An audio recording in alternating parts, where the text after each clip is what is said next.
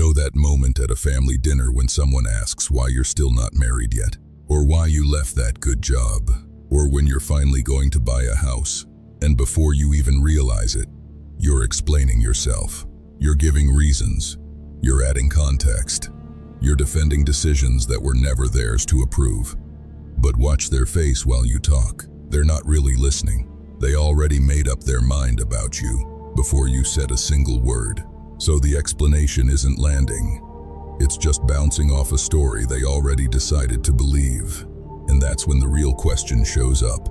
Not, how do I explain this better? The real question is, why am I explaining my life to someone who doesn't have to live it? This is Quietly Human, a space for the thoughts most people carry, but rarely say out loud. No preaching, no perfect answers, just honest observations about what it means to be human. Today, we're covering 4 things.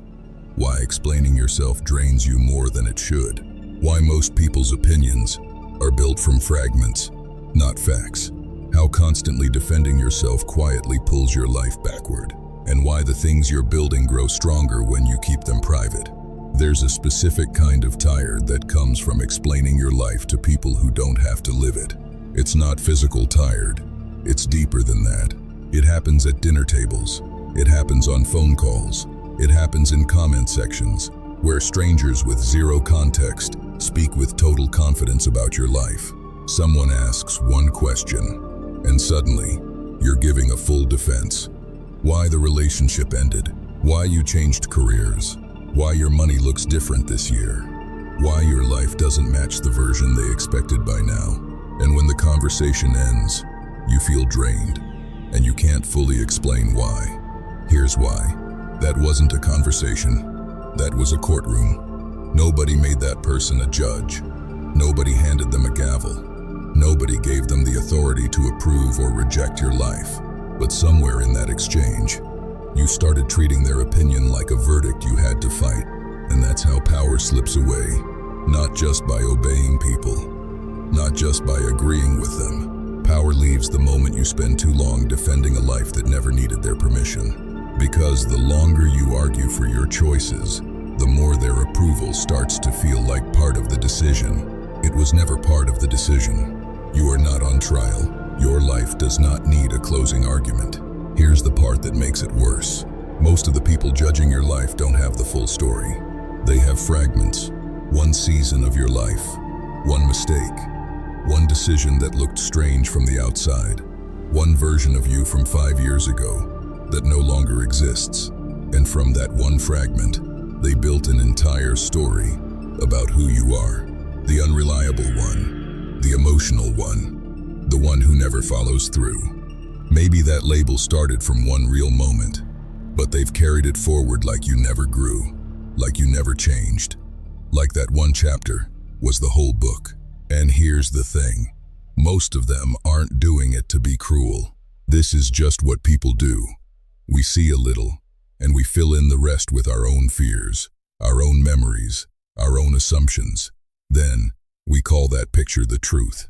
So when you try to explain the missing pieces, you're not actually correcting facts. You're fighting a story they've gotten comfortable believing. And facts don't always beat a comfortable story. You can explain the timeline perfectly. You can speak with patience and honesty. And some people will still go right back to the version of you that makes them feel right. That hurts, but it also tells you something important. When someone keeps choosing the wrong picture of you, the answer isn't a better explanation. The answer is clarity. Because at some point, explaining stops being about truth. It becomes auditioning, begging to be seen fairly by people who keep refusing to look. And nobody should have to audition for basic understanding. One conversation won't ruin you. The pattern will. Because when explaining becomes a habit, your whole life starts facing the wrong direction. Instead of moving forward, you're constantly looking over your shoulder. Every new decision comes with a hidden second question underneath it. How will this look? Who's going to be disappointed? How much explaining is this going to cost me later? And that thinking doesn't feel like fear at first. It feels responsible. It feels like staying ahead of people's reactions. But give it enough time, and pattern starts shaping your decisions. Your choices get smaller. Your dreams get quieter. For all the wrong reasons. You end up planning your life around the opinions of people who will never carry the consequences of it. That's too much access. And here's the truth about access.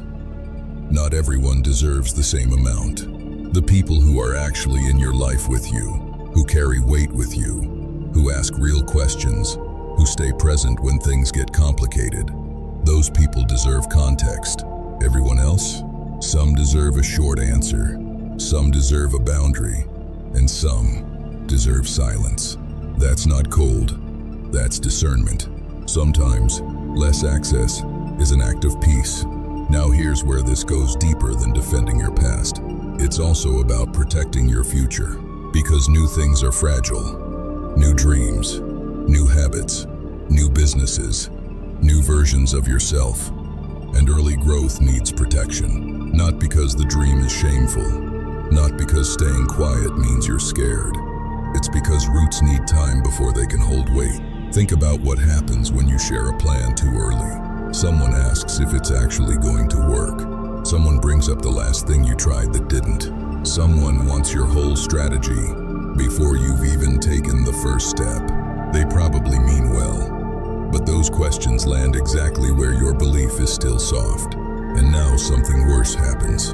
You've created an audience, people who are now watching, checking, wondering if you're still doing that thing you mentioned. So the next time you see them, you're not just living your life. You're giving a progress report you never signed up for. Even in their silence, the pressure is there, and that pressure can turn a real dream into a performance. Instead of building, you start proving.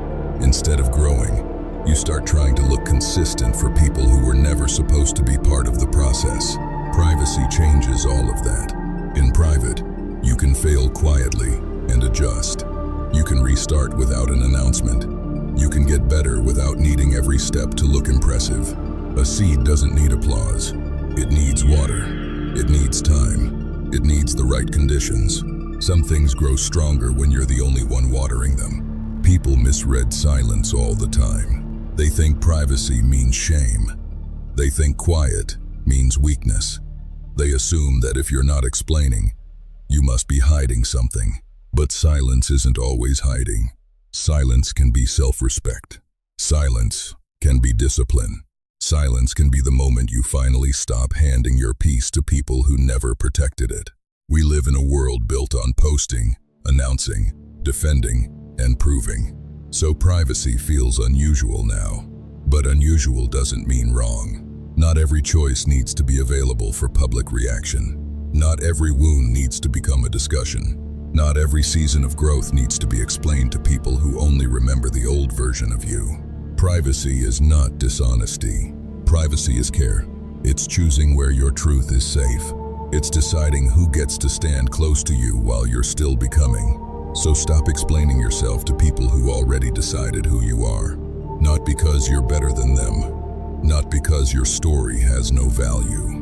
Because your energy has limits. And every minute you spend defending your past to someone who wasn't there is a minute you can't spend building what comes next. The right people won't make you perform your whole heart just to be treated with care. They'll ask with respect. They'll listen with room. They'll understand that one piece of your story is not the whole person. Everyone else gets less access. Not punishment, not anger, just less access. You can be kind without being endlessly available. You can be honest without being completely exposed. You can love people without handing them the control room of your life. And whatever you're building right now, protect it until it's ready. Water it yourself. Give it time. Keep it away from opinions that haven't earned a place near it. Let it become real before it becomes visible. Because some of the strongest things in your life will grow in silence. Not because they were secret, because they were protected long enough to become strong. Take what applies, leave what doesn't. Thank you for watching Quietly Human. If this episode gave language to something you have been carrying, like, share, and subscribe. It helps these quiet conversations reach the people who need them. Take what applies, Leave what does not.